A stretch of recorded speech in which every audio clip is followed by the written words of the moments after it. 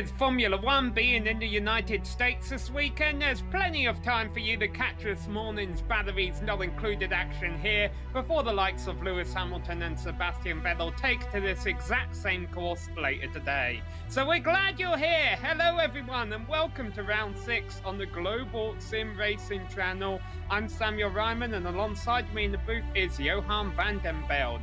Behind the scenes doing all of the button pushing and shouting in our ears is our director Sean Ambrose, and he is using camera sets provided by Dougie Beard.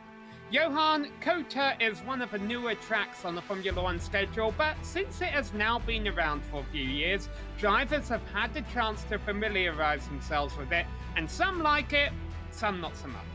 Yeah, you're absolutely right, Sam. Some drivers don't like this track, but I personally feel that COTA has become one of the best American racetracks out there. Constructed and opened only 6 years ago, the circuit has seen some great moments, especially in Formula One. Take Max Verstappen's last lap overtake on Kimi Räikkönen and following podium demotion 1 year ago, for example, or the monsoon-stricken race in 2015. Now, even though online drivers are not too hot about COTA, in real life most drivers are. A big reason for that, I feel, is that the track uses famous parts of other circuits. The Beckett's Chapel sequence from Silverstone, Hockenheim's arena section and a replica of Istanbul's Turn 8 can all be found here in Austin. Literally the highlight of the track is Turn 1, however, when drivers climb an 11% hill towards the first corner, after which they plunge down towards the S's. COTA is a challenging 5.5 kilometer track, but very rewarding if you get it right. And to see how that looks like from the driver's point of view, let's hop on board the FW31 Williams Formula One car for a lap around Circuit of the Americas.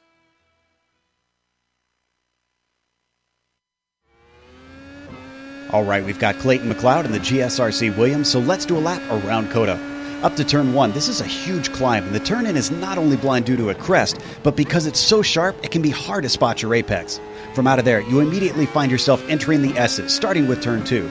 This section is all about keeping your rhythm and staying on the racing line. Valuable time will be lost if you get out of sync. Also, try not to clip the little yellow pyramids at the apexes because the car will not react well. As the corners begin to tighten towards the end, you'll notice you're climbing uphill again. This culminates with turn 9, where you've got to be careful not to spin the tires, but also not hesitate too long to get the power down. That's because 10 is flat out and offers a great opportunity to pass into 11.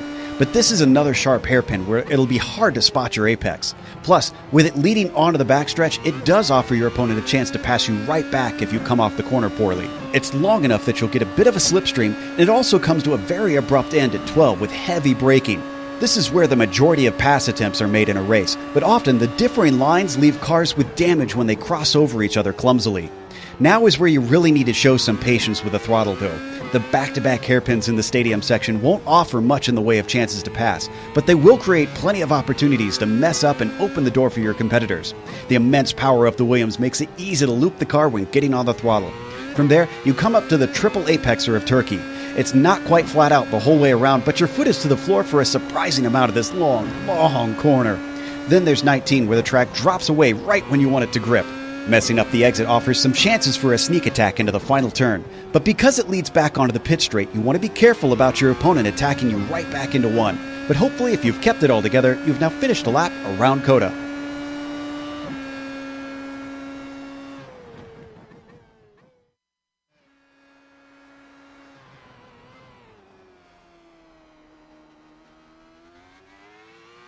Well, that's what one lap around the track is like. We'll get to see the drivers do 37 of them today. Which drivers are we talking about? Well, let's have a look at the big names. With our championship standings being led by Joseph Fabian. What is significant about that?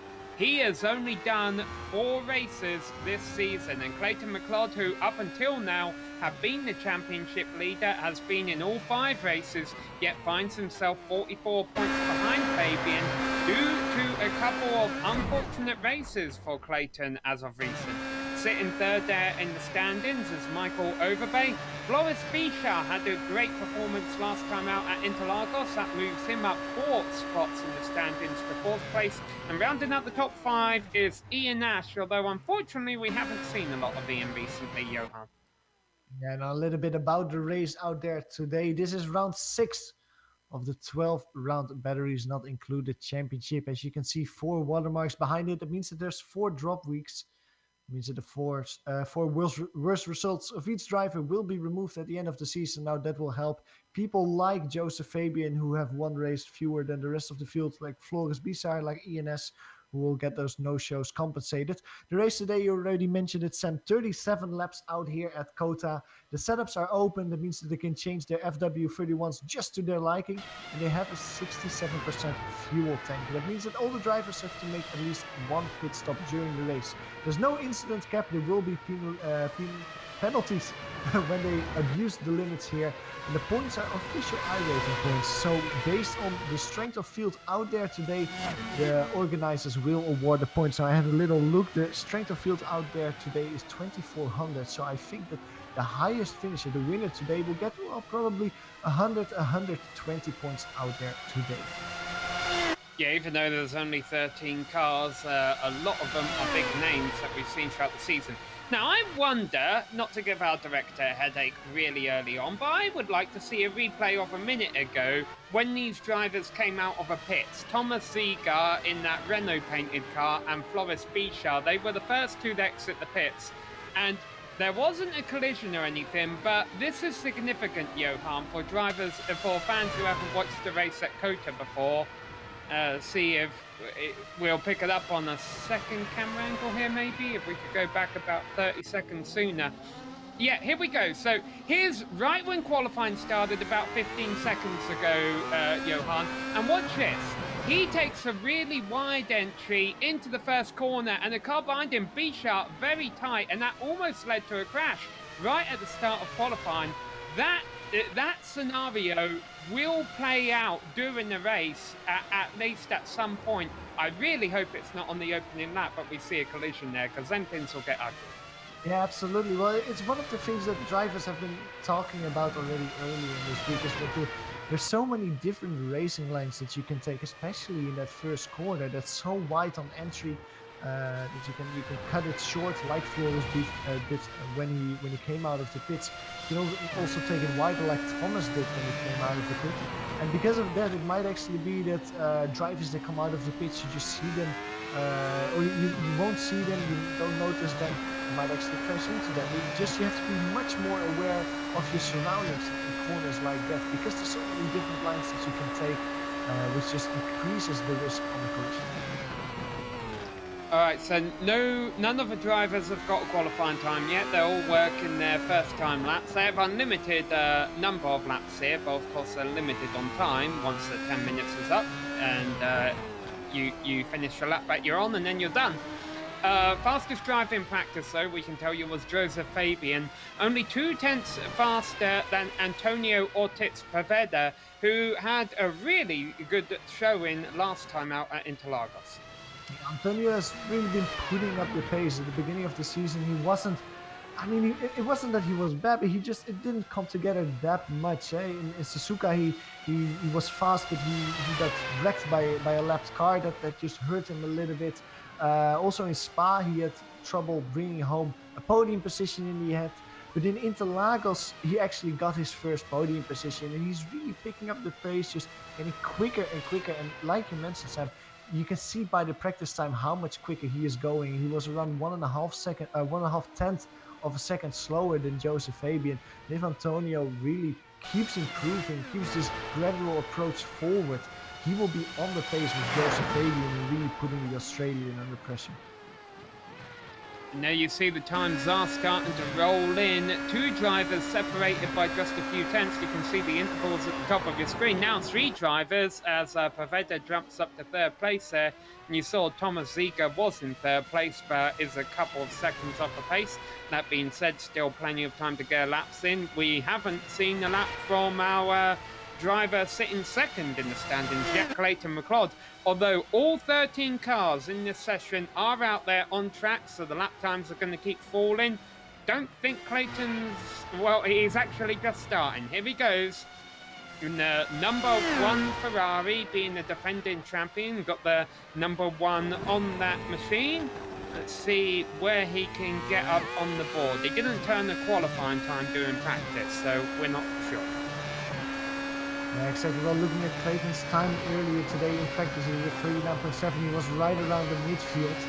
I think though that the Canadian can go a little bit quicker. It has been a little bit of a trademark by some of the quick drivers, as we see Joseph Fabian putting in a 1:37.0 on top of the screen, which is currently 8 tenths quicker than the rest of the field. But this is really a tactic that we've seen by a lot of drivers this season. In practice, some drivers opt to do the quali runs already, like Joseph Fabian, like Antonio Ortiz-Poveda.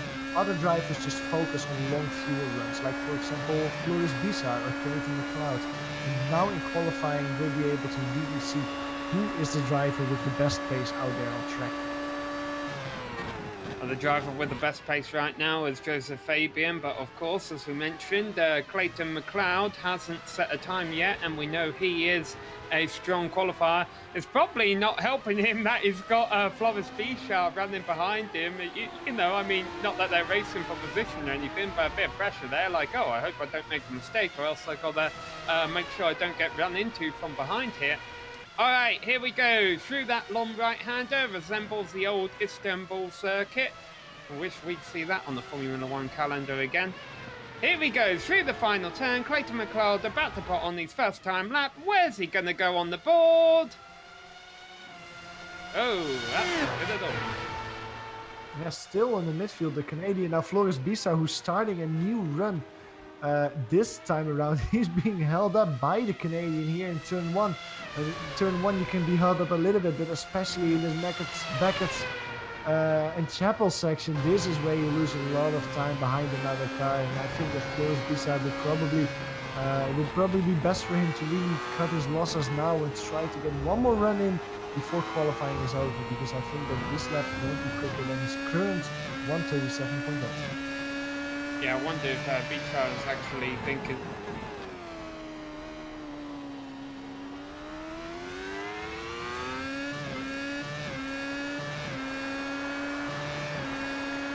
And make that overtaking maneuver stick, because you want to overtake him as soon as possible to really be free air, especially in qualifying. But it's not succeeding. Floris is not succeeding at even going a little bit wide here at the end of the long straight, but that won't help him at all. Yeah, I mean, do one or the other, either pass him or drop back of him. There's not a whole lot to be gained doing qualifying on riding on someone else's gearbox, unless he's gave up on trying to improve his qualifying time and he's like, yeah, I want to study Clayton's lines there, but surely this isn't good for either of them. Joseph Fabian, our current pole sitter, just had a violent spin. It was on the exit of the SS section in turn 9. Just went a little bit too aggressive over the exit curb zones, looped it around, didn't touch the wall, but well, you see that no matter how quick you are, even if you're the quickest out there and you've been dominating the last few weeks, you can still make mistakes, and Joseph is showing that there. Meanwhile, Poveda, the driver sitting just back of Fabian, is still out on track, seeing if he can, I think he's actually just started another flying lap here, see if he can improve 3/10 and knock that number 3 off of a provisional pole sitting time. He'll have 2 more attempts. Once he finishes this lap, a checkered flag will come out, and then he'll have a time to try and get 1 more lap in after this. Talking about another crash, Floris Bisa went hard on the wall. That's really qualifying over for him. I think this was maybe also a little bit frustration. He parked his car in the wall at the exit of turn 10. So the Dutch driver won't be able to really sharpen his P3 position for now. I think earlier we mentioned there were 13 cars in the field. There's actually only 12, and unfortunately it may even be 11. It looks like Sam Winton isn't going to be able to make the start of a race with the clock only 1 minute away from time to grid. That being said, once again, as we mentioned, the 11 drivers on the field, all strong performance, so it'll be interesting to see what kind of show they can put on for us. Poveda puts on a 1:37.274. He's got one more lap. Yeah, while he has 1 more lap, we're looking at Clayton McLeod here going through the long Istanbul-like turn 8 section. Only 1 more corner to go. He's currently only P8. Number 2 in the championship. That's not really where we expect a multiple-time BNI champion. This time around, he doesn't improve. Yeah, with only a few seconds on the clock, he will have one more opportunity to really improve himself from the P8. Checkered flag is out. Christoph Buzzy crosses the line. He was in 9th, improves his time by several tenths, but stays 9th. Joseph Fabian is also out on track to see if he can... Although, I confess, I'm not sure if he's actually on an out lap here. Let's see. Yeah, he's on the time lap. There you see, we get the time and scoring up on screen. And he's not going to make it there. Oh, connection issues maybe for Fabian. Well, that's not good. We remember that plagued him at the season opener at Silverstone. A good lap time, however, though. A 1:37.070, only 0.02 of a second slower than his current pole time. In the meantime, Antonio Ortiz Poveda, who was trying a last-ditch effort to get a pole position, made a small mistake in the infield section, the arena section of turn 15, and gave up the ghost there. He will not be able to get the pole position away from Joseph Fabian. All right, so what... we got one car crossing the line here. That's Lurchnat. He stays 10th. Our last car, I think, to put on the time will be Clayton McLeod. If he can improve 2 tenths, he'll get 7th. If he can improve half a second, he'll get 6th. And just one more corner to go. He has done a 1:40.0 so far. In practice, he was 0.3 of a second quicker. Can he at least grab that? That will mean one extra position. He actually goes a lot quicker, 0.8 of a second quicker. The Canadian brings himself to P5 overall. Nice job by Clayton. Let's give you a full rundown of the grid. Joseph Fabian will be starting on the front row alongside Antonio Ortiz Poveda. Floris Bichard will be starting from 3rd ahead of Thomas Ziegler. Clayton McLeod and Stefan Henkel will round out the top half of the field. And then row number 4 will be led by Reeve Miller. He starts on P7. He's being flanked by Michael A. Overbay. Christophe Bouchy starts in P9. Next to him, Daniel Lerchner. And the last driver on the grid, Johnny Bell, starts the race in P11. The first turn is so tight that the pole sitter has the inside lane to be able to defend against the drivers on the outside. But here's the problem. It's off of a racing line. The racing line is actually on the even-numbered side of the grid. So does that mean Poveda will be right up alongside our pole sitter by the time he gets there? Will he even be able to edge out in front? Watch the drivers start in 3rd, 5th, 7th, 9th and 11th. They could always try and dive bomb the car to their outside heading into the first corner.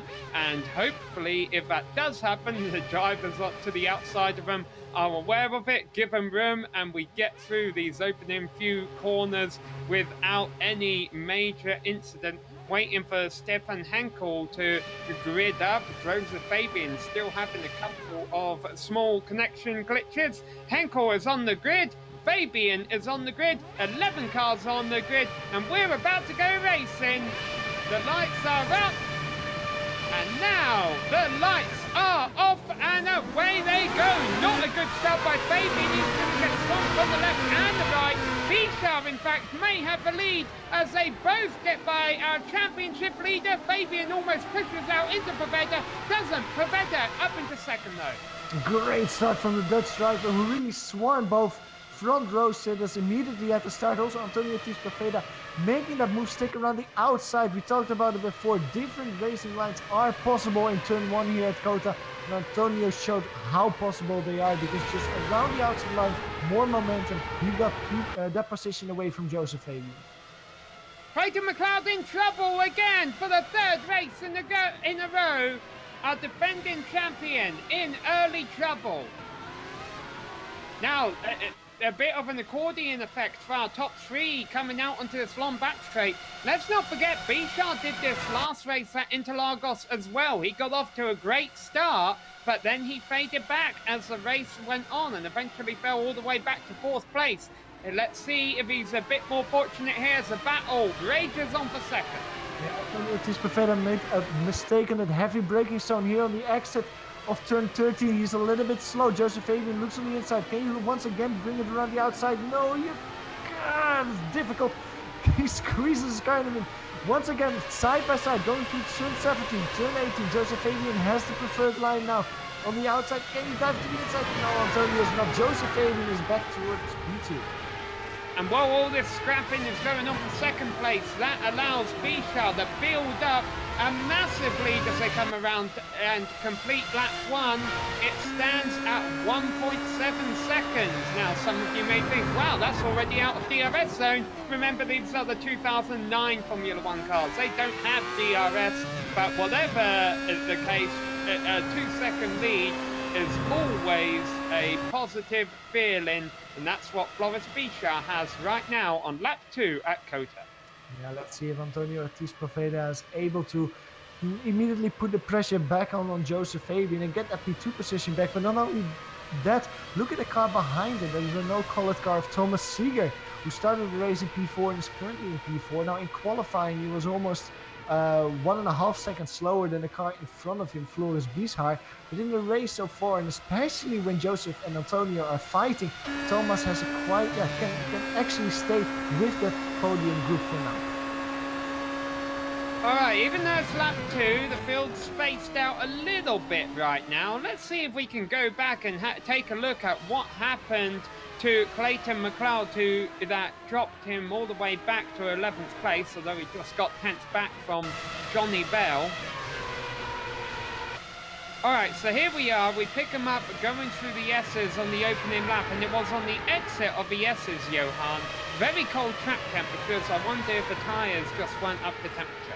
Yeah, there could be, but it's a corner where I've seen a lot of mistakes in practice, in qualifying. You can see him just go a little bit too wide, just clip the curbs on the exit, and that just loops the car around into the wall. Now luckily for Clayton McLeod, he didn't have a lot of damage coming over start finish line. Now he didn't even have to make a pit stop.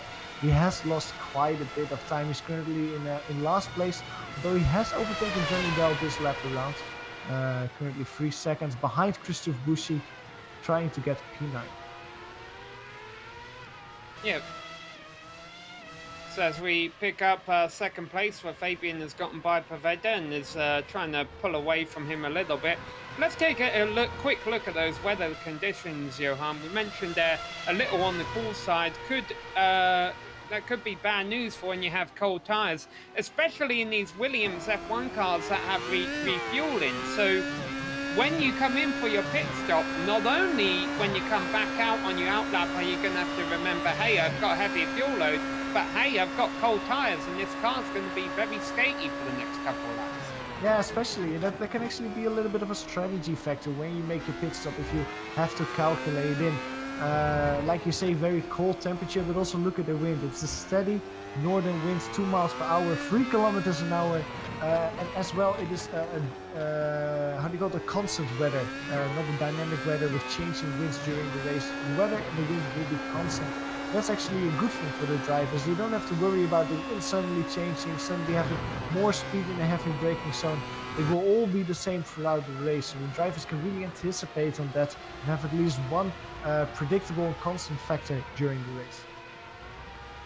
So as we complete lap 2, the race order is Bichard, Fabian, Poveda, Ziegler and Miller top 5, Henkel, Overbay, Lurchner, Buzzy and McLeod top 10, and Johnny Bell rounding up the field in 11th. Our 2 biggest movers so far, actually 3, have all gained 2 spots. Those are Floris Bichard currently leading, Reed Miller, who's starting 7th and is up to 5th, and Daniel Lurchner, who started 10th and is up to 8th. Joseph Fabian is getting a little bit more under pressure as we're riding on board with Antonio. Now we're going to the rear of Joseph Fabian, but it seems like Joseph Fabian is not able to close the gap so far until Floris Bichard, and actually he's losing a little bit of ground to the Iberian driver. He seems to be getting closer and closer, and this is probably one of the best overtaking maneuvers, a long straight between turn 11 and turn 12, especially because in turn 11 once again you have different racing lines that you can take, so you can really set yourself up for a good run here and an overtaking maneuver. Now Antonio doesn't have the speed to make that overtake stick, but he at least gets a lot closer. This infield section, we mentioned it before, this is based on the Hockenheim infield section, the arena section that the German track has, where the Americans have constructed it here. The long Istanbul-like turn 8 section here, it just keeps going and going and going, several apexes. And in this area, Sam, it seems in the Hockenheim ring-like arena section in turn 8, that's where the Iberian is losing connection a bit. As they come around and put lap number 4 on the books. Now, it was Scott Newton who showed up last week at Interlagos and dominated the show, but these were the 3 drivers behind him. Joseph Fabian in second, Bichar, who currently leads the race, he finished at the back of them all in 4th, and Poveda finished 3rd last week at Interlagos. That's currently where he's running now. But it was interesting watching that race back, Johan, at how they all had different strategies. Poveda went very deep in the opening stint, and he was able to come back late in the race, whereas Bichar was able to do what he's doing now, lead the race early on, but it hurt him later on. And once again, it remains to be seen if they're going to play similar strategy cards to what they did at Interlagos. And if they are, that means Sins are looking quite good for Poveda right now. Yeah, absolutely. It is kind of interesting how all these 3 top drivers are using different strategies and how they will play out on screen. However, Daniel Lechner is being put under pressure by Christoph Busti, but not only that, Christoph Busti is being slowly chased down by Clayton McLeod, who is, I think, running with slight bit of damage because of his spin in lap 1 of the race. Who actually the Canadian is going around this time around. Almost loops his car in turn 12, that is. Gets it straight away. We go to a little replay of that. He immediately goes wide again. I think he has cooked his tires a little bit. Just outbraking himself, getting closer and closer to Busti. And once he really got him in his sights, he just overstepped his bounds and almost looped his car around. No incident cap in the series. Oh, Bichar! Let's go back to live action. Our race leader overshot turn 1, and Joseph Fabian has taken the lead. Yeah, exactly. Well, almost in mind fashion of what Clayton McLeod did. Floris Bichar just overcooks the corner. He brakes too late and immediately loses a position. Antonio Ortiz Poveda behind him is pushing. This is a free car battle. Let's stay on this for now though, because Antonio is getting close. Floris Bichar actually has to go on the defensive there. Takes the inside line towards turn 11. We mentioned it before, different driving lines. Wide line from Antonio there. He can really take more momentum out of the corner. Great defensive maneuver though from Floris, really parking it on the apex there. That has helped him a lot, but still Antonio has more momentum. On the outside though, he doesn't have the preferred line, but it seems like he can almost maybe overtake and move stick when they start braking here for turn 12. Floris a little bit braver, however, still side by side on the exit, and a Dutch driver very loose there on throttle. He loses a position, and it's Antonio Ortiz Poveda getting P2 away from Floris Bichar. Yeah, Bichar clipped the inside curb at the end of that back straight. That's what really upset his car, and he wasn't able to get the traction that he needed out of a turn to continue that fight with Poveda. So Poveda moves up into second place, and Bichar, who was leading quite handily 1 lap ago, now finds himself all the way back in 3rd position. But even worse news from the championship perspective side of things for drivers and fans who want to see a competitive championship is Joseph Fabian has not only been able to take the lead, which of course would extend his championship lead, Bichar is off again and he might be done. And I almost wonder if this was intentional, to be honest. Yeah, this looks like he had to stop out there today. Parked his car in turn 1 and also has left the service, so that's day done for Floris Bichar. Now, this is actually a little bit interesting though, as we see a replay of him just parking his car here, because Joseph, Antonio and Floris basically distanced themselves completely from the rest of the field. They already in a few laps time had a gap of 11 seconds to P4, but now with Floris Bichar gone, those people that were far behind are suddenly fighting for a podium position. Reed Miller is currently in there. Thomas Seeger is chasing him down. Thomas Seeger, who was almost losing his car as I'm talking about him. That was on the exit of turn 11. Thomas Seeger, who was running in P4 before the race, had a little spin a few laps ago. Lost 2 positions, overtook Stefan Henkel last time around, and is now trying to close the gap to Reed Miller as soon as possible. Yeah, we'll ride on board with Henkel at the back of this train here. Not much of a train from his perspective. He just sees Ziege ahead of him, running now in 4th place. Bishar's retirement has moved Henkel up to 5th place. And I can understand when we were watching him back on that replay and Bishar locked the front left and he realised, well, I'm going to have to set off the 3rd now, and I guess he didn't want to deal with that. He may have been frustrated at that point, Johan, but from a championship perspective, it's a shame to see him retire because he moved up a lot of positions in the points last time at Interlagos. Granted, he would have lost points on Fabian today, but man, this is really going to hurt him in the standings. We got a spin up in turn 1. It's Christoph Buzzy. It's going to cost him 8th place to Clayton McLeod. Yeah, he was really chased down by the Canadian at this point. He brought the cap down to less than a second with Christoph Buzzy here, just looping it around under braking in that uphill section towards turn 1. We can see it now in the replay. Look at the Canadian just 1 second behind him. He really closed the gap down. It was quite a bit bigger a few laps ago. Just here under braking. The car gets loose. Beautiful Brabham livery, just spins himself around. Luckily they didn't make contact on the apex, however, and he can continue after losing 1 position. But one thing that you were saying about Floris Bishar, I've talked about with Floris a little bit while ago. He was on call last week for his work, so it might be that once again some real life issues happened and forced him to park his car, unfortunately, at this point in the race. I'm reading the YouTube chat right now, Johan. It's not entirely work related, it seems, that pulled him away from the race. Kind of the opposite, honestly. But Fabian currently leading a second over Poveda. Talking about this battle up front, I really thought it wouldn't be good news for the competition that Fabian got out to that lead. I figured he'd be able to pull away with it. But credit where it's due, Poveda is keeping up with it. Yeah, we could see that in qualifying as well, that Poveda was just very quick, only 1.5 tenths of a second behind Joseph Fabian. He's really keeping the Australian honest now.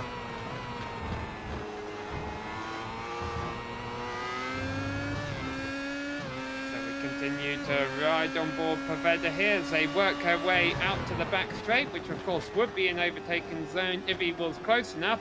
Certainly is close enough to get a good slipstream here down the back straight. Yeah, I don't think it is close enough for the Iberian to really try and move. But these long straights, of course, with a little bit of draft, they will help you get closer to Joseph Fabian. We mentioned it before. These cars do not have the DRS system that current Formula 1 cars have. But still, if you're in each other's drafts, you can just get a little bit closer.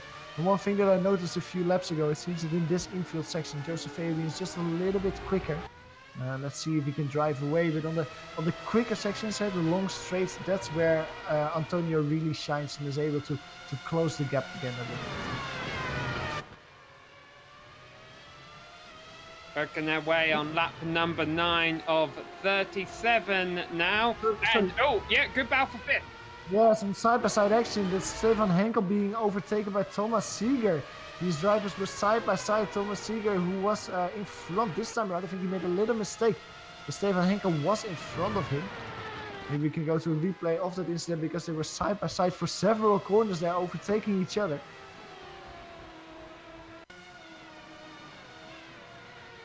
It really started on the exit of turn 12. Yeah, with a little mistake, almost a spin of Thomas Seeger twice, 3 times, 4 times. His car had wheel spin, and that gave the opportunity of Stefan Henkel to put his car side by side.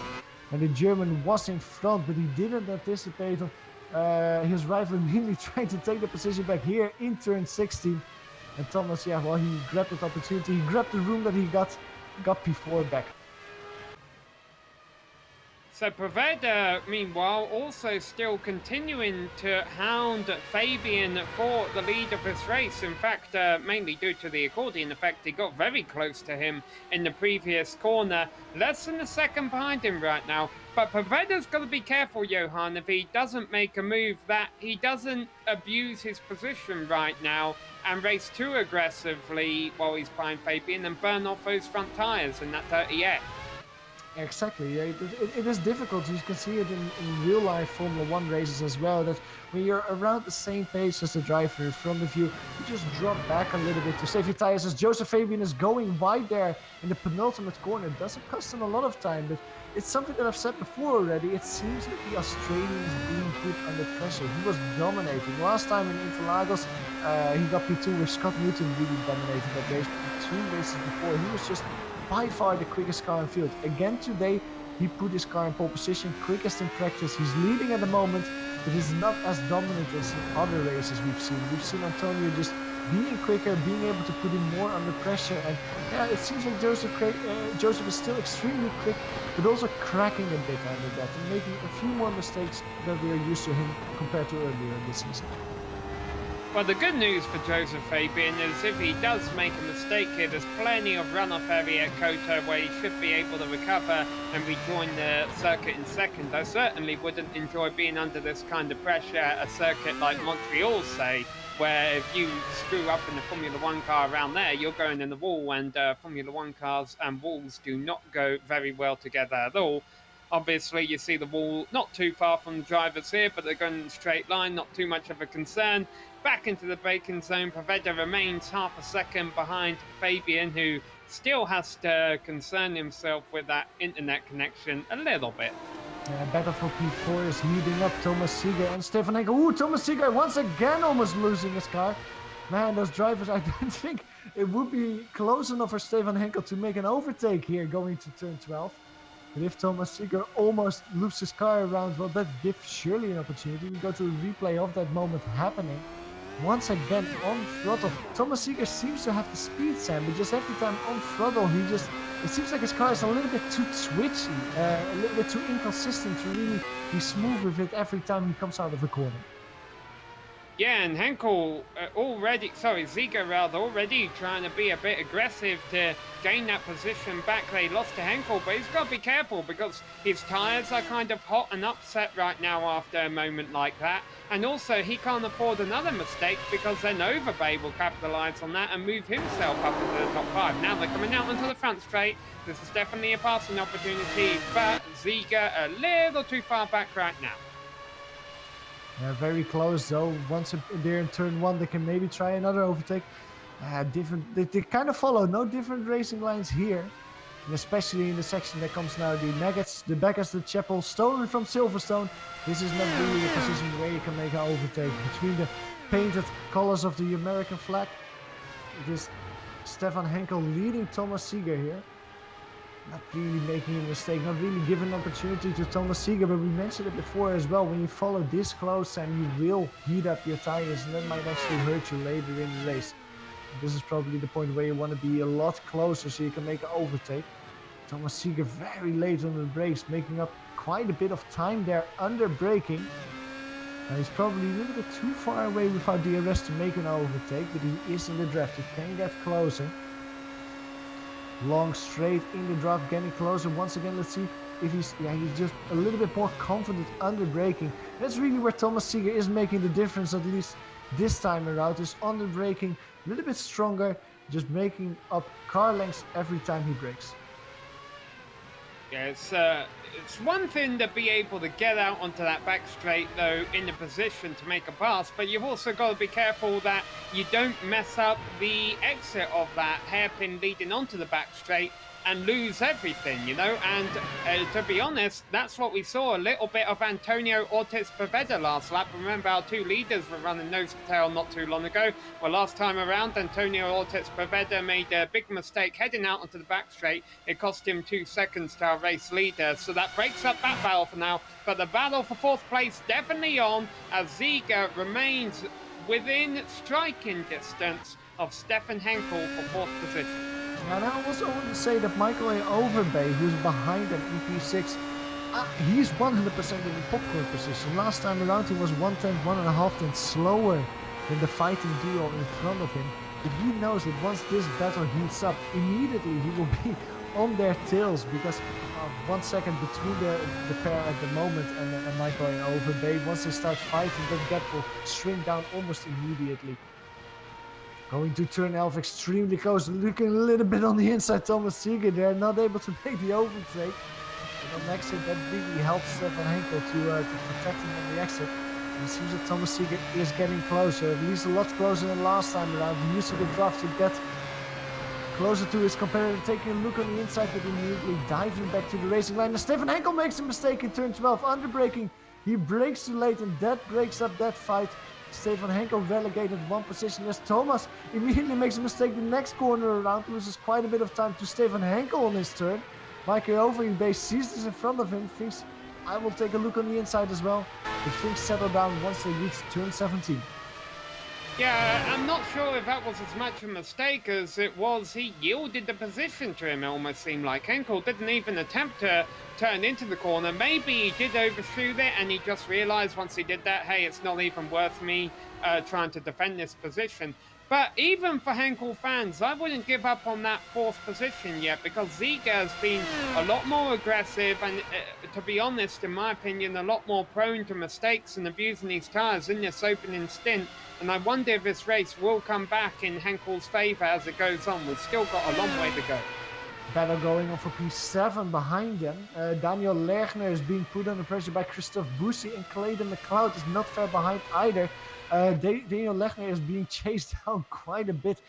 3 seconds Christophe Boussy won last time around.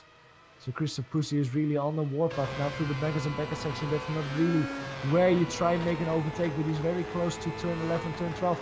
Different driving lines. Ooh, slight touch there on the exit of turn 10 is that, and that gives Clayton McLeod an opportunity on the outside grass. Well, after that spin, that's been very courageous from the Canadian to try to put his car there. He keeps it in a straight line. Now here, this is what I meant. The exit of turn 11, long straight. Christophe Boussy not close enough by Daniel Lerner to try and overtake, and he has to look behind him. Clayton McLeod is very close. The Canadian in his draft, taking a look on the inside. Textbook maneuver here from Clayton McLeod. Just sends it to the inside, later under braking. Gets his car slowed down on the apex, and the Canadian wins a position.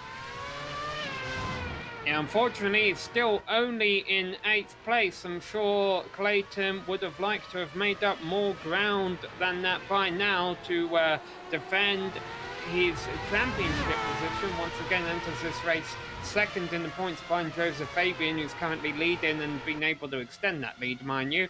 But McLeod does still have plenty of time and several cars not too far ahead of him, so let's see if he can make any more of those positions stick. In fact, he might have a good run on Lurchner here. Lurchner was very wide in that final turn.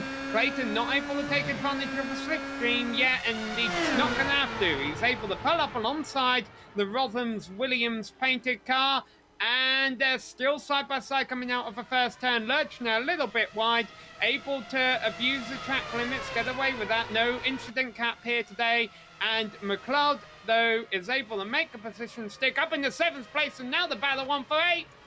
As off went Buzzy and had to slow down, or else he was going to go right into the side of Lurchner there. Yeah, Daniel Lurchner there had a completely unoptimal line towards the Meckers and Becker section that really had him off the racing line. He had to brake in the middle of the corner to really keep his car on track. Christophe Boussy saw a small opportunity, tried it, but had to go off track as well to really save his race as he spins his car around to the exit of turn 11. Hits the wall, and that actually might give him some suspension damage as well. He loops his car around again, continues as we go to a replay of that incident. He was so extremely close to Daniel Lurchner, maybe a little bit too greedy on the throttle there, looping his car around quite hard in the wall as well. You said it before, Sam, it's a track with quite a bit of runoff areas, but not in that position of the track. Christophe Boussy is still going strong, but I imagine that the driver will have quite a bit of problems handling with his car. Battle brewing for 5th place with Henkel and Overbay. Looks like nothing much is going to happen here. So I just want to bring this up about Christophe Boussy in that spin we just saw. He's only been in 4 races this season and accumulated 40 incident points during that time. So that's an average of 10 incident points a race. Now, I know you can get away with that because you don't have an incident cap and there's no penalty. And in fact, Buzzy's in the pits right now, I can tell you. But still, that's That's something drivers keep an eye on, I have to feel, Johan. I know I definitely do it over in the Lionheart series. I always like to know which of the drivers around me are incident prone and which aren't. And unfortunately, Christoph, it seems has had a tiny bit of difficulty keeping that car under him so far this season. And maybe that should be something he might want to work on during the second half of the year.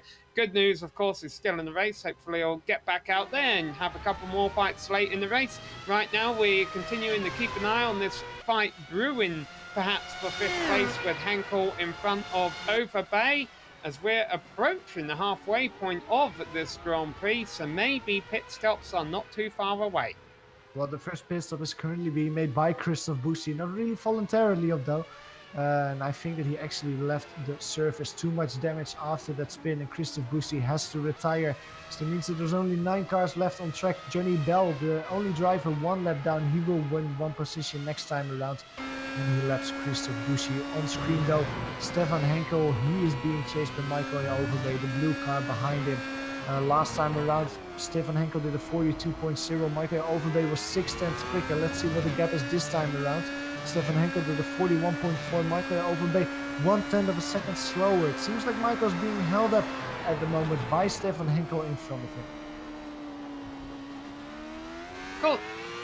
It's surprising me a little bit, Johan, today at how much we're seeing drivers run in the wake of a car in front. I know there's a couple of good overtaking opportunities around here and they want to take advantage of it.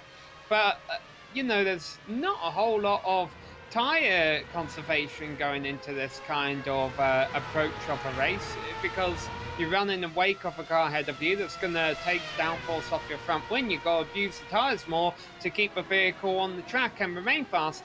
I wonder if the driver's able to get away with that today. Oh, he can't get away with that. Overbay lights him up, going out onto the back straight, trying to get a run on Henkel from 6th position. That's going to cost him a bunch of time. But I almost wonder if that's because of the cooler temperatures today, Johan. The drivers aren't concerned as much with tyre temperature because the ambience keeping them cool. Yeah, that could very well be it. It can also be that the drivers are just saying, like, I know that I can heat up the tires by doing it, but track position for me is more important. And if I can just put them under pressure, I can always adapt my fuel strategy a bit, like go in a little bit earlier, taking a little bit of extra fuel, and then just compensate that. And Michael Overbay, who we see on screen at the moment, actually lost the position because of his spin as well. Clayton McLeod just overtook him, the Canadian, currently driving in P6. Clayton McLeod is really, after his spin in the opening lap of the race, trying to recover from that. He was driving a P11 at that point after his spin, currently making up 5 positions already since that moment, driving a P6. But again, I'm sure he would have liked a bit more, Johan. I mean, let's not make any bones about it. There's only 9 cars left in the race. He's only beaten 3 cars on track. And with, as you mentioned, a strong strength of field. When you have a race like this, a strong strength of field, but a small car count, each position is worth a huge amount of points. So 6th is still good, but he's got about 10-15 seconds up the road before he gets 5th or 4th, and he's really got to set his eyes on those and not make any more errors, because those are big point swings, each of those positions. Absolutely, and the only good thing if Clayton McLeod finishes in P6 is that there's 4 drop weeks in this championship. So he knows that a bad result, for example, like today, will be offset because of that structure. This result will be dropped, and he can profit from the times that he did manage to get a win or did manage to get a podium. Unfortunately, as we mentioned, Clayton's coming into this race off of 2 bad races anyway, but you get 4 drop weeks during the season. Prefer to not use them all up in the first 6 weeks though. Reed Miller into the pits, running a quiet 3rd place so far. One of our only drivers who has had a quiet race today, although he started 7th, so he's been going in the right direction. Yeah, let's see, at the moment that he came in his pits, he was 6 seconds in front of Thomas Seeger. I'm curious to see how big that gap will be once Thomas Seeger will make his pit stop, and how much of an effect it has to try and undercut here. Reed Miller coming to a halt at his pit crew, putting some new tires on his car, some new fuel in his tank. Of course, there's only 18 more laps to go. A little bit over halfway done already. He gets rolling once again. He is behind Michael A. Overbay, in front of Daniel Lechner quite comfortably. He's really in a gap, Reed Miller. That means that he can slowly warm up his tires, get a feeling of his new car that's suddenly a lot heavier than he's used to. Of course, he was driving with a light car at the end of his stint. He can just really slowly get comfortable in his new environment without being put immediately under pressure by one of his competitors.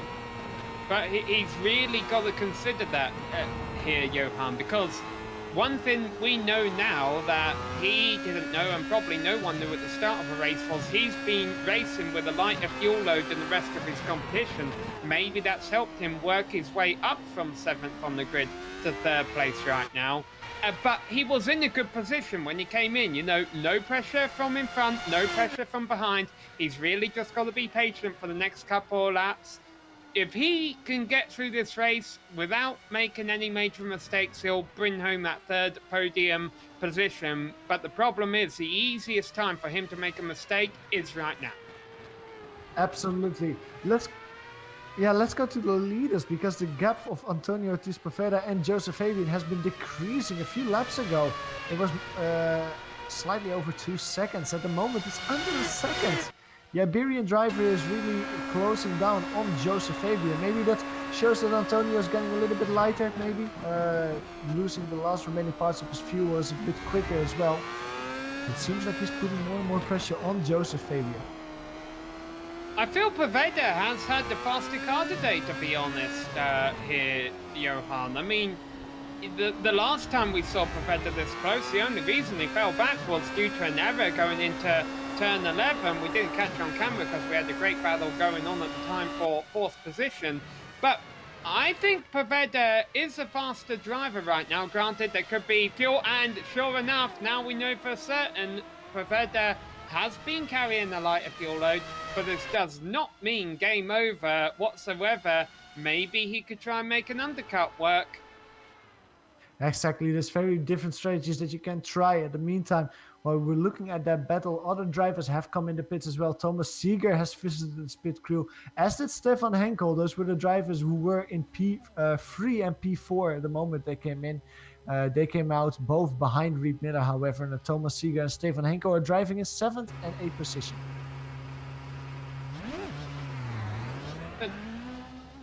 Overbay in trouble. Overbay's looped it around, and Reed Miller's going to say thank you, see you later. He immediately loops it around another time, just heating up his tires. I think with that first spin, you can see him here on the exit of turn 12 on throttle, looping it around. And he gets it going again. You will see on the left-hand side of the screen Reed Miller passing him. And in the next corner, again, he just spins it around. And I think that's just, of course, the track temperature is cold. It's a cold ambient temperature. But once you make that spin, you really warm up the tire so much. And it's very easy to immediately just spin it again. Michael Overbay chooses or opts in to make a pit stop immediately after that spin, and comes in towards his pit crew as we speak. Yeah, I've been making a few extra mistakes. That was Lechner coming in behind him. So Reed Miller, by the way, when I know he had to dodge the spinning car of Overbay on his first time lap since making his pit stop, but it's worth noting Miller's lap time was 2 seconds slower than his best lap of the race on fresh tyres and heavy fuel after the pits. That is not a good sign for Poveda. We'll have to wait a couple of laps, obviously, for the time in the score in the cycle back through. But then we'll be able to keep track of what kind of lap times he's able to run with relation to Fabian, who's still out there on warm tyres and a lighter fuel load. That's absolutely true, but one thing to say about Reed Miller, that 42, he was, of course, evading that spinning Michael A. Overbay. So it might be that he lost a little bit of time for that. You see a spinning car in front of you, yellow flags. That might cost him a few tenths of a second as well. But as you say, a 42.0, that is slower than the lap times that he did in his previous stint, when he was quite comfortable in mid or low 41s. So that's really the target that Reed Miller has to aim for, to pick up the pace that he was doing in the first stint of the race as well. Now, Clayton McLeod is currently out there in third position. That's something that previous rounds that we've grown accustomed to. Obviously, what makes it surprising today is that he's had a horrible race, and the only reason he's in third place right now is he hasn't pit. But it does seem there's something to be said for going longer in this race due to how cold the tyres are after a pit stop due to the track temperature today. So Clayton really needs to try and make as much time up as he can now. He won't have to be in the pits for very long because he won't have to take a lot of tyres. And talking about coming in the pits, that's where Joseph Fabian's coming right now. Beautiful shot, by the way. Well done, director, from on board of Joseph Fabian's machine there. Really cool to see how he works the steering wheel going through that very famous Istanbul-like section at the track. Joseph Fabian coming in the pits, now stopping at his pit crew. It will be a slightly shorter stop, of course, compared to Antonio Ortiz Poveda, because he has less fuel to put in his car now to make it until the end of the race. Because both of them will take new tires. Antonio is coming around the last corner. Joseph Fabian is getting rolling again, but Antonio has a lot more speed. I think it will be, I thought it would be a lot closer. Joseph Fabian is braking. He's already through turn 1. I think it's 1.5 seconds, but it is Joseph Fabian on cold tires. If Antonio wants to make an overtake and really profit from the fact that he has 1 tires and Joseph has not, he has to make the overtake stick this lap. But he's not close enough right now. Maybe he'll be able to close him down in the final sector of the track and get him on the front straight. Although, mind you, he is gaining a lot more time through the end of those S's than what I would have thought. Really going to come down. Let's see what kind of exit they can get out of turn 11 here. Fabian, Poveda a lot closer. Don't know if he's close enough. But the strong point of Poveda this race has been the long straights. It seems like he's quicker there, and in the corners is Joseph Fabian, but on cold tires, Joseph Fabian cannot really capitalize on that. Antonio is getting extremely close now. Under braking in turn 12, goes a little bit wide there. Bad exit from Antonio Poveda, loses a car length there. But he keeps the pressure on Joseph Fabian. If you can just stay with him through this infield section, he might be able to try and move in turn 1. Yeah, oh boy, washed out a little bit there though.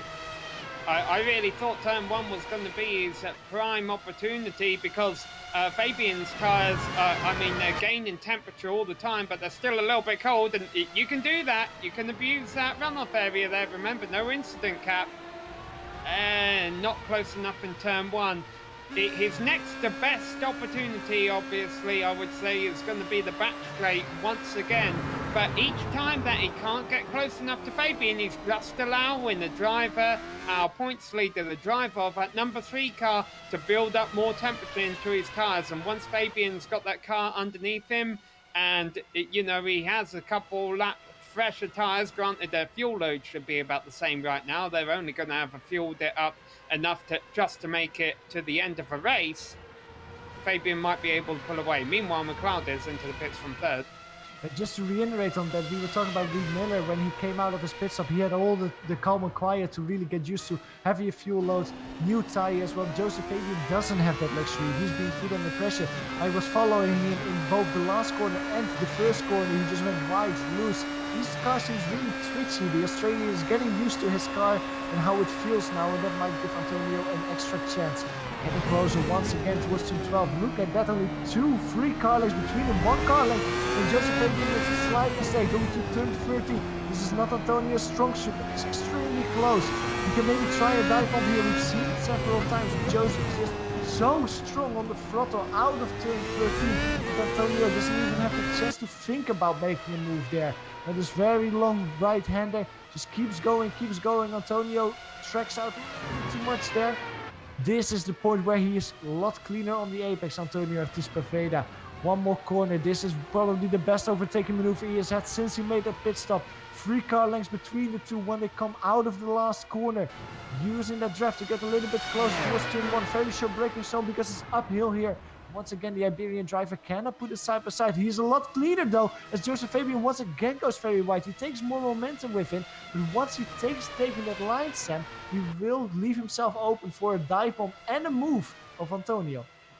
I don't think that line was by choice. I legitimately think Fabian overshot that turn. He just did a nice job of recovering from it and using that extra momentum to carry him out of a corner, but he won't get away with mistakes like that forever.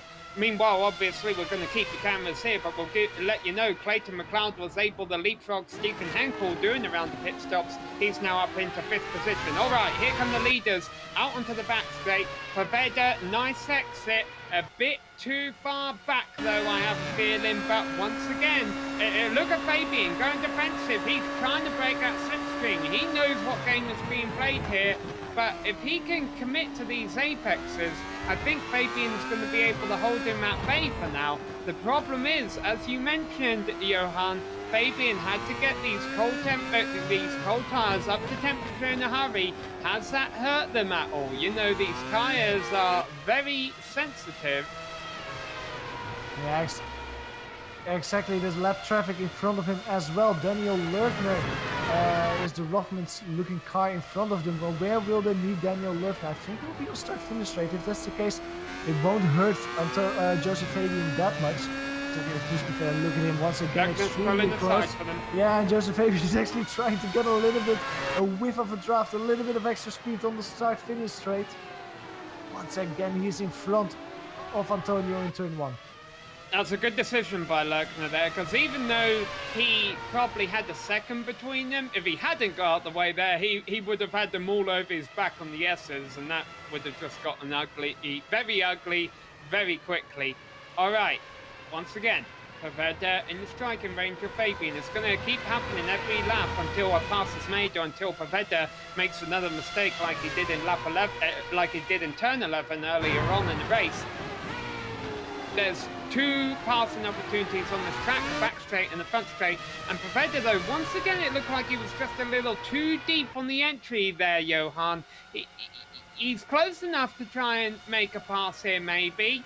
In fact, this is a much better exit than what I thought he got. He's going to stick his nose out, but the turn comes up too quickly and Fabian holds on to it. Very good braking work there from Antonio. He chooses to take a look on the inside. Oh, very loose there on the exit of turn 13. And that has lost him, I think, a half a second to a second.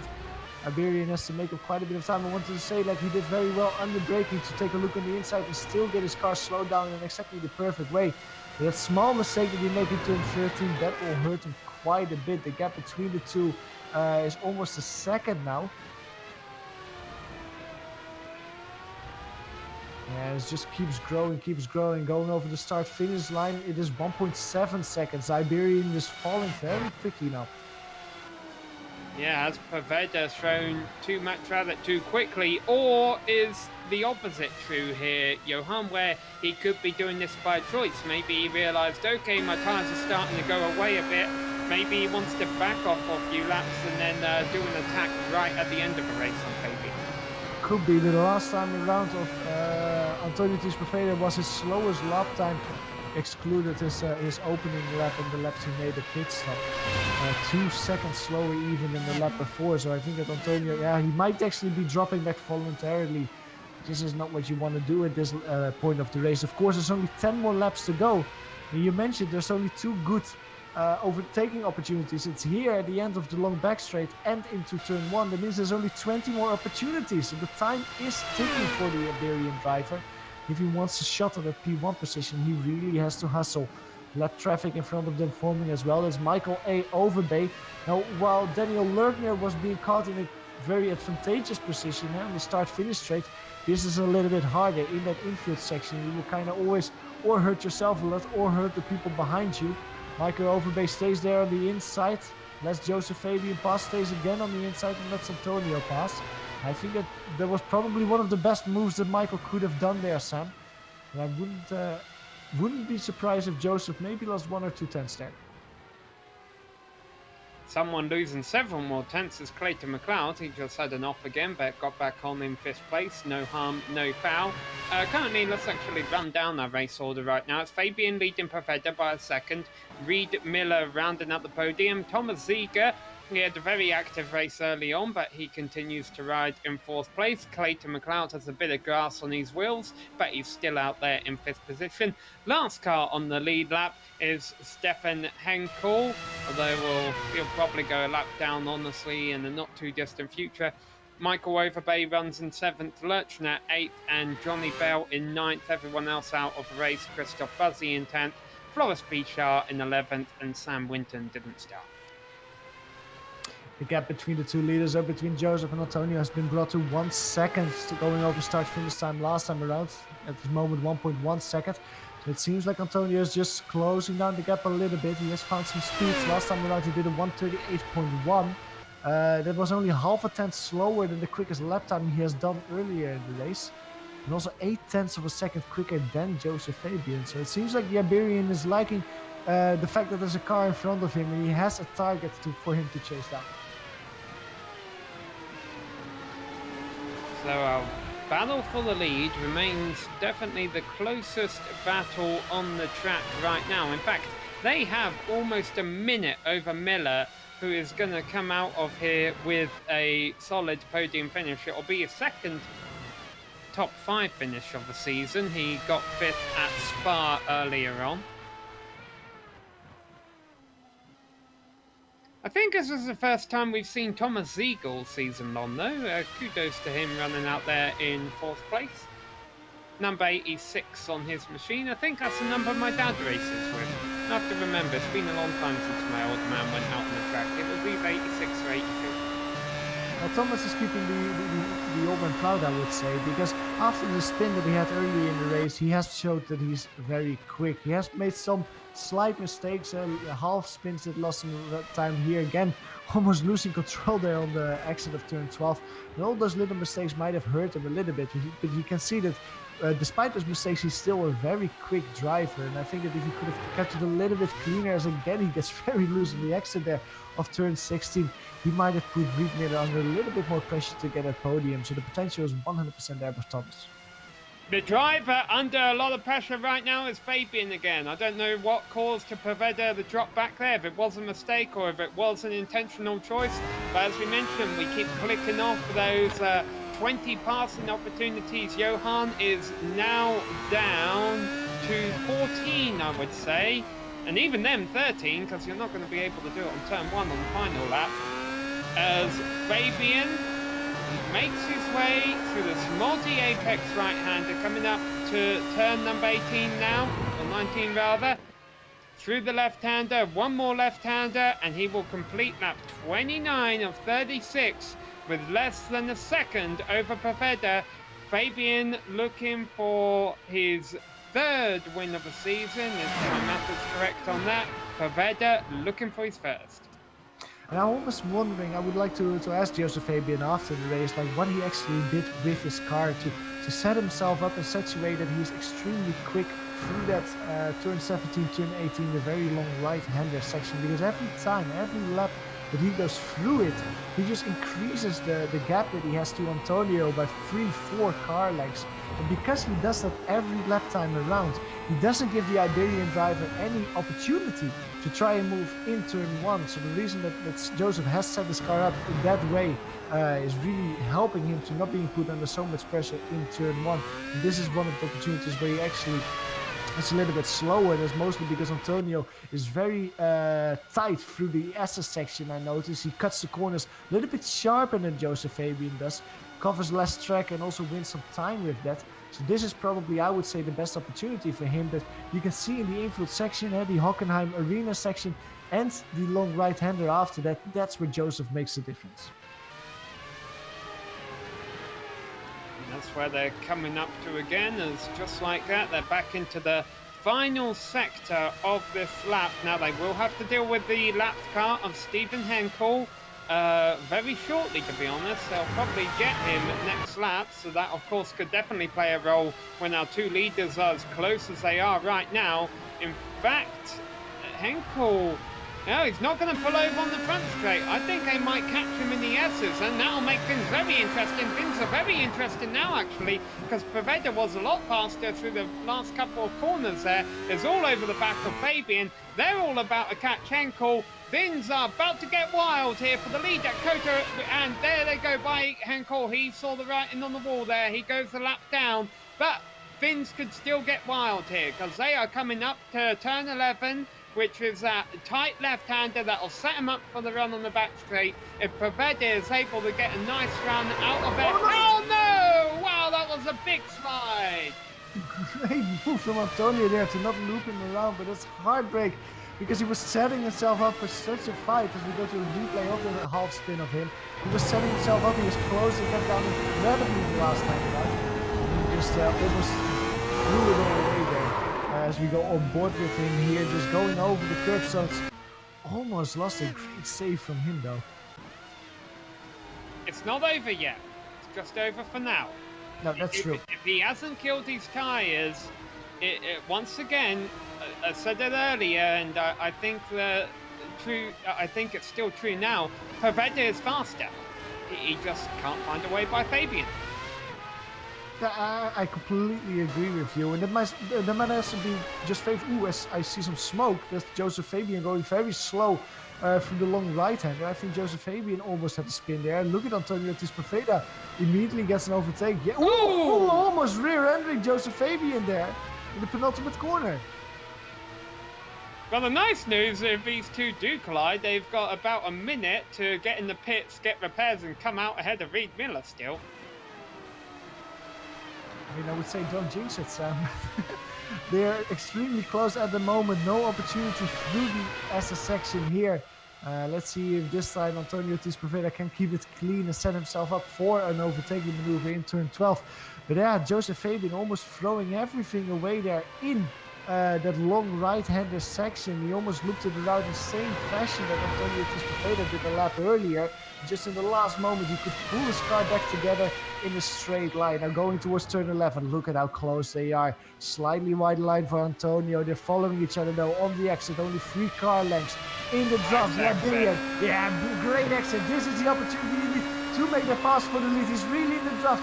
Joseph Fabian is starting to swing a little bit. Leaves the inside open. Antonio is there, happily takes it.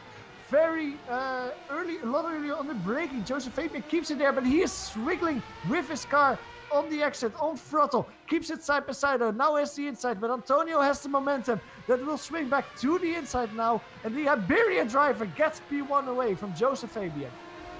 But now all of a sudden, with Poveda in the lead of this race for the first time today, he's been, in my opinion, a bit of a stronger performer. He's got clean air on his front wing, but he doesn't have a character trace anymore.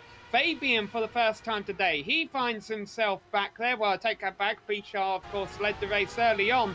What can Fabian do from back here with 4 laps left to go? He's got dirty air on his car, but he's going to be able to follow Poveda, maybe learn a couple of things from him. Whatever he's got to show it very soon before that 26 runs away too far, because already out of turn number 1, literally about 30 seconds after taking the lead of Poveda is looking much more committed to these apexes. It looks like he's driving a heck of a lot better. And let's put it this way, if Fabian does have something in that machine, if he is holding anything back, he needs to show it now. He can't let that 26 car of Poveda run away from him as they come back out into the back straight. Yeah, I completely agree. This is the point that you have to put the settings on 11, because even though the overtake happened less than a lap ago, it's already almost a second between the two.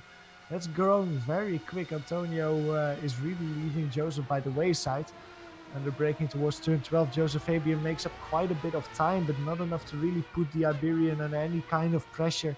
Once again, going through the infield section here. Now, this is where we've seen Joseph quicker than his rival early in the race, and maybe that now he is in the draft, it's easier for him to stay with Antonio in the draft, going towards turn 1 and going towards turn 12. Long right-hander though, look at that. Look at the gap that Antonio just keeps. And this point of the track is where the Iberian driver used to make the difference. Yeah, it just seems like Joseph Fabian doesn't have an answer for now, son. some of our newer viewers at the top of the show may have wondered, well, who is this Pavetta guy? Is he a new guy? Meanwhile, in front of him, Clayton McLeod just had an off again, but he rejoins the circuit. I think he may have actually grazed the wall, but he's continuing in 5th place. So we'll keep our eyes on our top 2 here, because Fabian might have something. But anyway, for our newer viewers who may be wondering, well, I didn't see Pavetta's name on the point standings at the top of his show. You know, is he a new guy here? Well, no, he was just unfortunate. He sits 3 points back of the driver, 5th in the points. He's 6th in the points entering today. Pavetta, obviously, if he wins this race, is going to make a massive gain in the points. And I've got to confess it here, Johan, he's been looking to be more and more solid as the season has gone on, and if Pavetta can continue making performances like this throughout the second half of the season, he could be a threat for Joseph Fabian, not only for the victory that looks like he may have stolen from him today, but the championship. We'll have to wait and see. We go to Imola next week, but before that, we have still got 2.5 laps left to go, and these two are about to come up and lap Clayton McLeod in 5th place. And really, the race we're seeing on track here is the story of a championship right now. Clayton McLeod fading from it, Antonio Pavetta throwing his name into it, and Joseph Fabian just using consistency to let everyone know, hey, I'm still the guy to beat. Exactly. Well, and that's actually really interesting that you mentioned that, because I am wondering in what kind of mindset Joseph Fabian is at the moment. He is losing this race. Antonio, as we speak, make a small mistake in turn 1, loses a few Miller is lengths. off. I'm sorry, Reed Miller has thrown 3rd place away. Oh no, yeah. So Thomas Ziege in the closing laps of this race is going to end up being our 3rd podium finisher here today. It happened on the exit of the Essex. Yeah, just loops it around once, no damage whatsoever. He could have continued after the first spin, as you could see here. Just loops it around, and he gets it back rolling. But once he hits the throttle, then everything breaks loose hard into the wall. 100% of damage to that gearbox. Reed Miller is out, and Thomas Ziege inheriting that podium position. But what I wanted to mention is Joseph Fabian knows that he is losing this race. That's fine. But how happy is that with the fact that he is in front of Clayton McLeod, his biggest rival in the championship? He is in front of Michael Overbay, in front of Floris Bieshar. He will extend his lead in the championship as things stand. So he might not actually win this race, but he is doing an amazing job for his championship aspirations with finishing 2nd. Yeah, but now with Reed Miller out of a race, this is not going to extend his points lead as much as it could have, because Clayton McLeod is going to be promoted to 4th place, despite the fact that he's a lap down. Our podium finishers are going to be the only ones completing this final lap, which just started. Pavetta in the lead. Oh, sorry, yep, 2 laps to go, a 37-lap race, not a 36-lap race. Thank you, Director. Fabian still within a 2nd, though. He might be able to get this lead in the swim back from Pavetta. Yeah, there's around 0.8 of a second between them. But what we saw with Antonio earlier in the race, that he really could close that gap down to just a few tenths and then try and move on Joseph Fabian, or at least force Joseph Fabian to drive some defensive racing lines. Doesn't seem like it happens the other way around. He is able to follow, but following is 1 and overtaking is 2nd. And it seems like Joseph Fabian is not quick enough to really make that happen here on the long straight. He will have a whiff of draft, and that will help him to just slightly move himself towards the Iberian's car, but just a little bit too little too late. Very strong on the braking, I have to say, Joseph Fabian. He wins several car lengths there. It seems like the gap is too big to really try and move going into 1. He also slides a little bit there in turn 13. Let's not forget that Pavetta has not been immune to mistakes earlier during the season. That Spa, he was running in a solid 3rd position. Looked like he would get his first podium of the season, and then lit the rear tyres up, put it in the wall through no fault of anyone else's, all himself to blame. And now as he starts the final lap, not only has he got to withstand the pressure of not making a mistake or you're going to lose the race lead and the win, but also just being fast at the same time. He is under pressure here because Fabian is only 6/10 back of him as they start the final lap of the race. Working their way through the S's now, down the hill. You've got the left-hander, right-hander. The sequence goes on forever and an eternity until you finally make it to the exit. And this is really where Pavetta needs to make sure he doesn't mess up. If he gets a bad exit, well, let's flip that around. Oh, as Fabian goes off, he uses the AstroTurf there. That's going to help Pavetta a bit. As long as Pavetta can get a good exit out of turn 11, and he does, it's going to be hard for Fabian to win this race now, but not impossible. Fabian made 2 slight mistakes in that SS section. Once a very slight wiggle on the right-hander, then on the exit he just had to cut over the grass, cut over the AstroTurf, and that really lost him, because that lost him time and the opportunity to set himself up for an overtake in turn 12. However, Antonio makes a mistake in turn 12. That closes the gap between the two. Look at it. It's only 4 car lengths, only a few more corners to go. We've mentioned it before, Sam. There's not really a good overtaking maneuver left anymore, but when you're fighting for the lead, every corner is an overtaking opportunity. Especially on the final lap, but Fabian makes another mistake. He gets overwashed from Pavetta there, unless he lunges it down the inside of Pavetta, and he might opt to do that.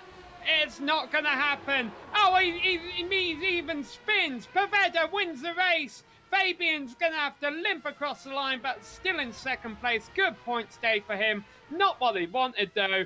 What a victory. What a great drive there by both of our top 2. Pavetta, the winner. Fabian second. That's going to guarantee that Ziga will finish 3rd place because he's the only car left on the lead lap. Exactly. Well, looking a little bit, Clayton McLeod comes home in P4 and Stefan Henkel comes home in P5. And what a fight, Sam, between Antonio, Ortiz Pavetta and Joseph Fabian, really giving it everything until the last lap. And, well, almost Joseph Fabian getting that P1 position back, but just a little bit too little, too late. And he has to settle for P2, but I doubt, looking at where the rest of his competitors have finished, that he will be too unhappy with that, because Joseph Fabian is the moral victor today if you look at the championship. Yeah, watching the drivers finish off our lap times here. Lurchner will come home in 7th place. Bell, a couple of laps down, he'll come home. Actually, I think he'll be able to steal 8th place from Reed Miller here, sitting in his pit stall. And Johnny Bell will be promoted to 8th as he crosses the line. And then right behind him, Thomas Ziga. He could stop right now if he wanted and, you know, pull it in the pits and celebrate 3rd place with his crew. But no, you got to finish us out, haven't you, all the fans who came here for you today? Thomas Ziga, after a chaotic start to the race, a lot of battles going on around that 5th, 4th place, he's going to come home in 3rd, wrapping up our podium, wrapping up a race here on GSRC, but not wrapping up the broadcast. We've still got now podium finishers to talk to here. Coming up next on GSRC, as well as a full race rundown. Don't go away.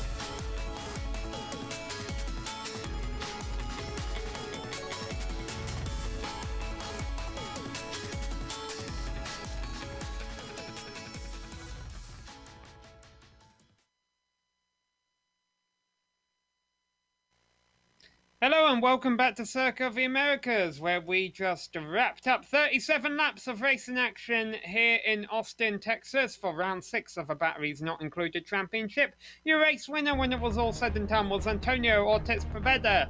The score sheets will say he won the race by 5 seconds, but for sure it wouldn't have been that close if Fabian had been able to keep his rear traction out of the final turn. Those two put on a great show for us all day long, stormed ahead of the rest of the competition. Thomas Ziegler, last car on the lead lap, almost fell a lap down himself, wrapping out the podium. Rounding out the top half of the field were Clayton McLeod, Stephen Henkel, and Michael A. Overbeek. Daniel Lechner came home in P7 and he was the last car 1 lap down. The last driver who actually finished the race was Johnny Well in P8, and there were a few drivers who didn't see the finish flag. Reed Miller, who was on a great run for a podium position, just looked it around and is classified in P9. Christophe Bouchy, who also hit the wall at one point in the race, is classified in P10. And Floris Bissar, who had some personal troubles, is classified in P11 and the last driver out there today. Yeah, Sam Winton didn't start. Let's talk to our top finishers, starting with Antonio Ortiz Poveda. Get the director, move him in right here, and we've caught up with our race winner, Antonio. First off, congratulations. Thank you very much, guys. How difficult was that? I mean, you and Joseph were at it hammer and tons all race long. Incredibly difficult. Joseph did a fantastic race from the start to the end, and as it's such a complicated track, the one who was going to win was the one with less mistakes. So he did one mistake at the end that let me get close to him, and yeah, it was a really tough battle. Overtaking was so hard. Slipstream, I expected the slipstream to be better. In fact, I thought I was going with more aero load than him. And that was why I couldn't overtake him. But when he was behind, it was the same for him. So it wasn't like that. And yeah, really complicated. Really complicated. For you, was it harder when you were behind trying to find a way by? Or was it harder when you were leading in the close-in stages, knowing that the pressure was on you not to make a mistake? If you think of pressure, it's always better to be behind, because the pressure is the guy in front.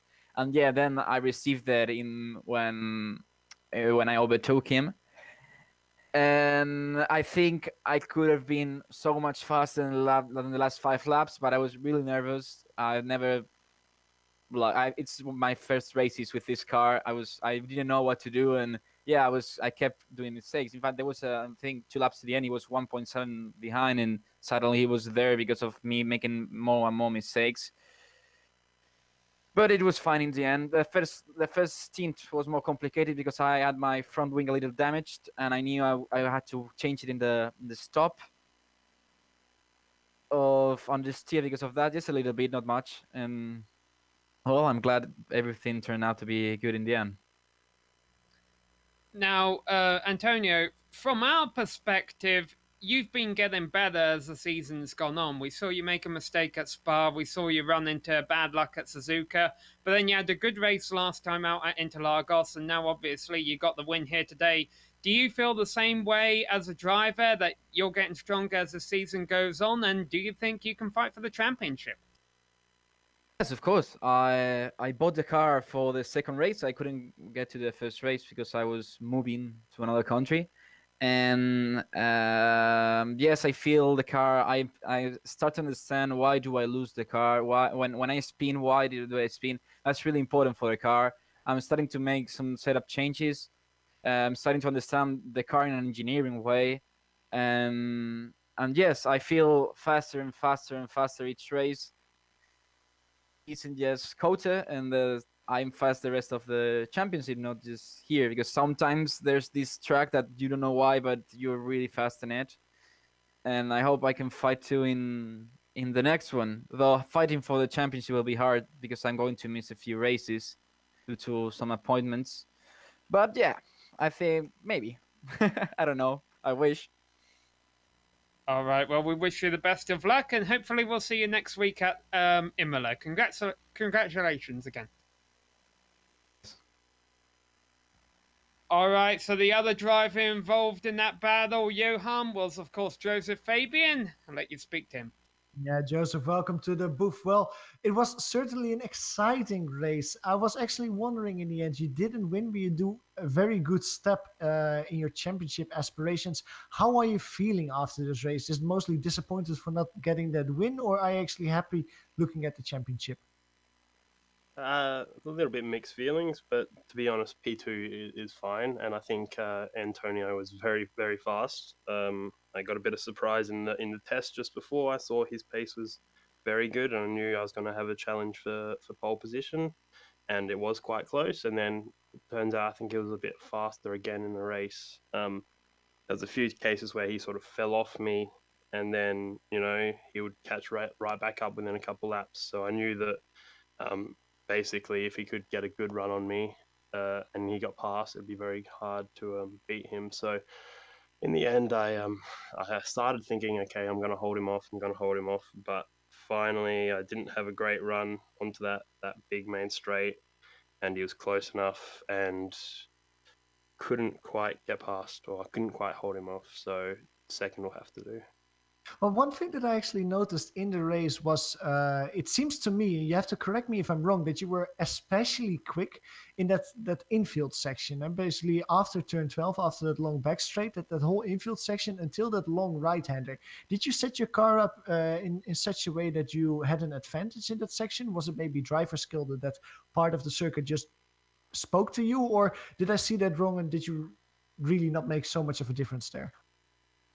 I mean, I'd have to see Antonio's times. I know that in the sector 1, he would always catch me. Even in the dirty air, he would catch me. So I knew that he had a bit of space there, and especially in some of those heavy braking zones. And then through that section, I don't have time to check my relative, so I'm just driving. I did spend a lot of time on setup this week. Normally, I run basically Clayton's setup, but this week that wasn't doing it for me, so I had to spend a lot of effort, and maybe I found some time in those sections. Ultimately, I think there's a lot of time to both gain and lose there. Sometimes you get it right and you find yourself half a second up, and other times you get it wrong and you find the opposite. So maybe I just sort of held on a bit better through there. Well, one thing that I want to just say or talk about is the start. Once again, like, you had a good start, or it seemed like, but you were swamped by Antonio on the outside and Flores in the inside. Is it something that you want to practice more, put more practice time in to see that, for example, next week in Imola, you actually can keep your great pole positions going towards turn 1? Yeah, it's a good point. I mean, Flores, I think almost every race he's had a really good start, and he normally sort of qualifies second or third, and like same last week, he was leading the race by turn 1. I think I should have held P2, but because I was on the inside, I had to be a little bit careful with Flores. I think we were basically 3 wide, so I was a bit more careful, and Antonio was able to just hang on around the outside. So I don't think my start was as bad as it looked, but at the same time, yeah, I can't be losing a position to Flores every race, so I might have to practice. Oh, very good. Well, you come home in front of him in the end, however. You grab P2. Let's hope to see you again next week at Imola.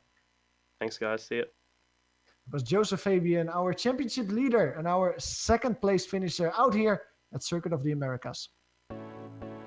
Yeah, and a great performance by those two today, putting on a fantastic show for us. That's going to wrap it up for us here today. So, we got a few people to thank. And those, of course, are Clayton McLeod and all of the organisers and the competitors of a Batteries Not Included Championship for coming out here this morning and putting on a great show for us. We would also like to thank all of the companies that provide the software and hardware for our broadcasts. There you can see them listed on your screen. Additional thanks goes out to Evercatcom and Toon Lalonde to provide us with our music. See the screen for how to get hold of more of their great work. Thanks to the team today, Johan, Sean and Dougie. If you'd like to find out more about GSRC, you can visit us at globalsimracingchannel.com. We're also on social media. We're on Twitter at GSR Channel, Facebook at facebook.com/globalsimracingchannel, and Instagram at GSRC_gram. All of the upcoming races for our other series are listed on screen, so check those out, mark them down on your calendar, and don't miss another second of exciting racing action. In fact, we got more coming up in just a few moments here on GSRC with the Camel GT Championship. So until then, race clean, race hard, and we'll see you on the track.